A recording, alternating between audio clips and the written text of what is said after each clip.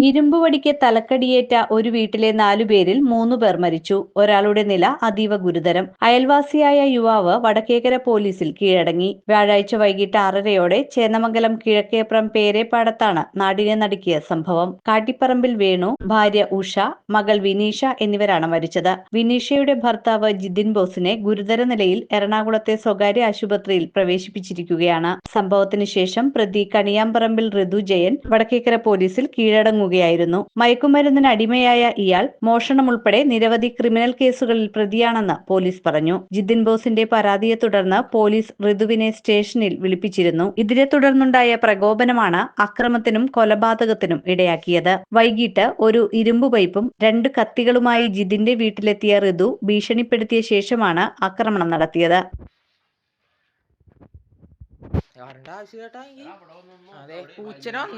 ഞങ്ങളുടെ പൂച്ചനൊന്ന് തല്ലേണ്. എന്താണ് പൂച്ച ഇവിടെ കിടക്കണം. എന്റെ വീട്ടിൽ കിടക്കണ പൂച്ചേട്ടാ. ചേട്ടൻ ഇപ്പൊ ഇവിടെ ഒന്ന് തല്ലുണ്ടാക്കണേ. വീടിന്റെ അകത്ത് ഇതേ ഇവിടെ കിടക്കണത്. അതെ ഇപ്പൊ പൂച്ച ഇപ്പൊ പട്ടിയുടെ വരുമ്പോ ഞാൻ ഇപ്പൊ ഇവിടെ വന്ന് ഒച്ചപ്പുണ്ടാക്കണത്.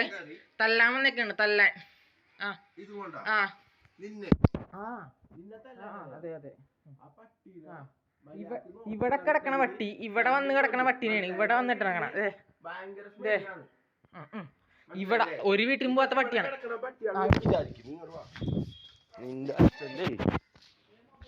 4 പേർ